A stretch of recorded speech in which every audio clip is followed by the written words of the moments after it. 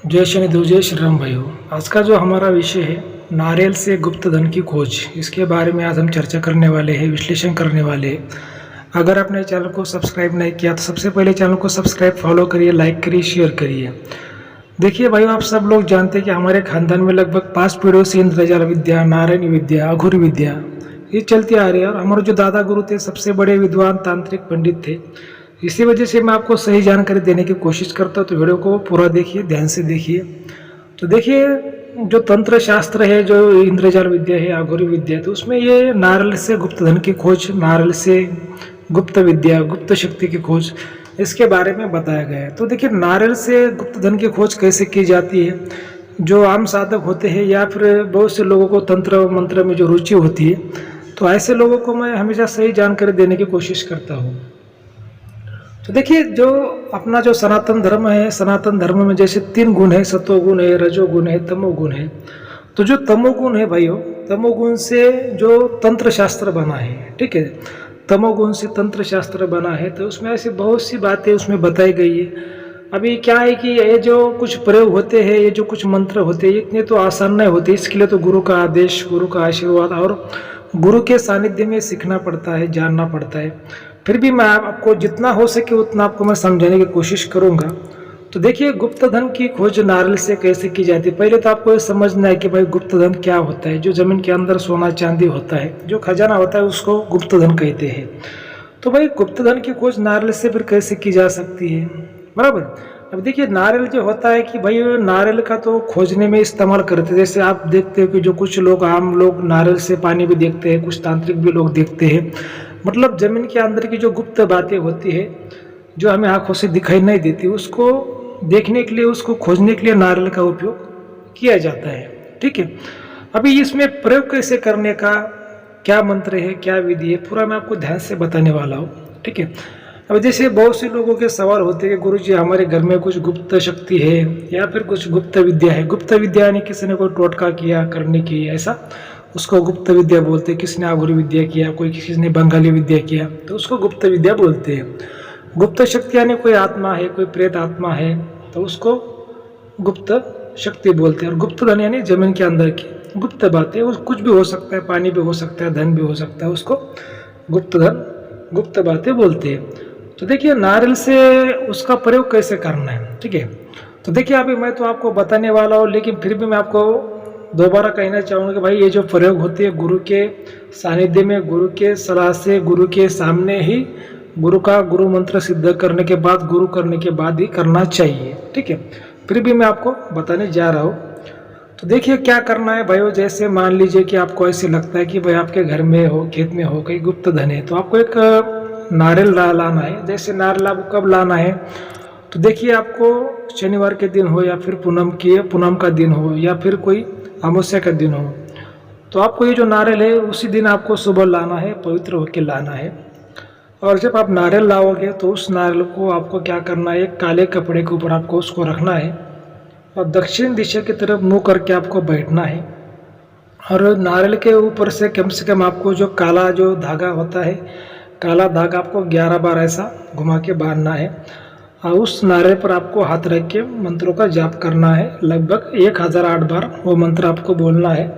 और 1008 बार मंत्र बोलने के बाद में नारियल पर आपको फूंक मारनी है, तो वो नारियल वो सिद्ध हो जाता है, ठीक है। अब वो जो मंत्र कौन सा है, तो मैं देखिए, जो ये जो गुप्त मंत्र होते हैं, ऐसे ये सबके सामने बताए नहीं जाती। गुप्त मंत्र का जो मतलब होता है कि भाई आपको किसी के कान में बताए जाते हैं या फिर किसी एक ही व्यक्ति को मंत्र बताया जाता है। इसी वजह से मैं आपको जो मंत्र है, आपको ऐसा तो ऑनलाइन सब लोगों को ऐसा ऑनलाइन तो नहीं बता सकता। अगर किसी को चाहिए तो फिर आपका योग देख के, आपके हस्तरेखा देख के, आपकी कुंडली देख के कि आपके नसीब में वैसा योग है क्या, वैसा कुछ तांत्रिक बनने का, या फिर वैसा कुछ गुप्त शक्ति देखने का, गुप्त धन देखने का, ऐसा कुछ आपके नसीब में योग है क्या। अगर उसमें आपके नसीब में योग है तो उसी व्यक्ति को मंत्र दिया जाता है। तो अगर वो आपको चाहिए तो फिर आपको पहले आपके हाथों के फोटो, आपका जो कुंडली के लिए जन्म डेट, टाइमिंग आपको भेजना पड़ता है। उसका जो कुछ फीस होता है वो भी आपको देना पड़ता है। उसके बाद में फिर आपकी कुंडली देखी जाती है, हस्तरेखा देखी जाती है। उसके बाद में फिर हमें अगर वो सही लगा तो फिर आपको मंत्र दिया जाता है, ठीक है। मंत्र का कोई फीस नहीं, मंत्र तो फ्री में दिया जाता है। लेकिन उसके लिए आप योग्य है क्या, तो उसके लिए पहले आपका हस्तरेखा और कुंडली देखी जाती है। तो देखिए फिर ये जो नारियल जैसे उस मंत्र से आपने सिद्ध किया 1008 बार बोल के, और जो आपका मंत्र पूरा हो जाएगा, तो उसके बाद में फिर प्रयोग कैसे करना है कि फिर आपको जहाँ पे डाउट है, जिस घर में हो, खेत में हो डाउट है, फिर वो सेंटर पॉइंट पे आपको जाना है, और जो नारियल होता है भाई वो जगह पानी वाला नारियल आपको लाना है, और 3 बार नारियल आपको उसी जगह पे पॉइंट पे जाके आपको ऐसा जोर से आपके कान के पास में आपको हिलाना है। अब देखिए नारियल में अगर पानी रहा तो जैसे आपने नारियल को अगर हिलाया तो पानी बजेगा, दूसरी बार हिलाया तो पानी बजेगा, मतलब आप 3 बार आपको नारियल को हिलाना है कान के पास में, तो उसमें अगर पानी रहा तो एक जैसा ही बजेगा। लेकिन अपना जो विषय है कि भाई ज़मीन के अंदर कोई गुप्त शक्ति है क्या, कोई गुप्त धन है क्या, तो जो नारियल का जो पानी है वो 3 बार तो बजेगा, लेकिन वो कम ज़्यादा मात्रा में बजेगा। ठीक है। अब इसमें मेन पॉइंट क्या है कि भाई देखिए नारियल का जो पानी है, जब हम नारियल को हिलाते तो पर पानी की आवाज़ तो एक जैसी आनी चाहिए, लेकिन जहाँ पे अगर कोई गुप्त शक्ति गुप्त धन है तो नारियल के पानी की आवाज़ एक जैसी नहीं आएगी, 3 बार में उसकी आवाज़ अलग अलग आ जाएगी। आपको लगेगा भाई नारियल में कभी पानी ज़्यादा है, कभी ज़्यादा आवाज़ आ रही है, कभी नारियल में पानी कम है, कभी कम आवाज़ आ रही है, ऐसा आपको लगेगा। तो इससे आपको समझ जाना है कि भाई यहाँ पे कोई ना कोई शक्ति का गुप्त बातों का मामला है। तो देखिए इसका जो प्रयोग मैंने बताया कि ऐसा प्रयोग होता है, लेकिन देखिए मैं हमेशा आपको साफ साफ कहता हूँ कि भाई देखिए जीवन में तो आपको गुरु करना पड़ता है, तो एक आपको आध्यात्मिक गुरु करना पड़ता है, और गुरु ऐसा करना चाहिए कि जिसके पास में तीनों गुणों का, तीनों शक्तियों का, त्रिदेवता का, त्रिविद्या का पूरा ज्ञान हो, तो वो गुरु आपको सही तरीके से आपकी मदद कर पाता है। खाली अगर एक ही गुण का ज्ञान उस गुरु के पास में है तो सही तरीके से आपकी वो मदद नहीं कर पाता। ठीक है। अब आप बोलोगे गुरुजी ऐसे कैसे, देखिए भाई वो बहुत सी ऐसी बातें हैं। ठीक है। ऐसी बातें बहुत सी, अभी मैं आपको एक उदाहरण भी बताना चाहूँगा कि एक पढ़ा लिखा, जैसे मान लो कि भाई कोई जो पढ़े लिखे लोग ज़्यादा बोलते हैं कि भाई हमने बहुत ज़्यादा पढ़ाई लिखाई किया, और ज़्यादा पढ़ाई लिखाई करने के कारण वो लोग क्या करते कि बोलते कि भाई हमारा खाली भगवान के ऊपर भरोसा है। ठीक है। भगवान को हम मानते हैं, लेकिन ऐसे कोई शैतान को नहीं मानते, शैतान होते हैं ना होते हैं हम इनको नहीं मानते। अभी देखिए भगवान को तो हमने देखा नहीं, फिर भी हम भगवान को मान रहे हैं। तो आपको आपने इतनी पढ़ाई की तो आपको थोड़ा समझना चाहिए भाई, देखो अगर दिन है तो रात है, सच है तो झूठ है क्या, काला है तो गोरा है, तो भगवान है तो शैतान भी है क्या, राम है तो रावण भी है। आपको इतना तो आपको समझ होनी चाहिए क्या। जैसे हमने भगवान को कभी देखा नहीं फिर भी हम भगवान को मान रहे क्या, तो वैसे शैतान को हमने कभी देखा नहीं लेकिन शैतान भी है। ठीक है। ये तंत्र मंत्र की बातें भी है। हाँ, खाली फर्क इतना गिर गया है कि जो पहले ज़माने के जो तांत्रिक थे उतना बहुत सिद्ध थे, लेकिन आज के ज़माने के तांत्रिक इतना सिद्ध नहीं रहे। क्यों नहीं रहे कि उतना जब तक औरत नहीं ला रहा, लोग स्वार्थी हो गए, लालची हो गए, और इतने जानकार नहीं रहे। ठीक है।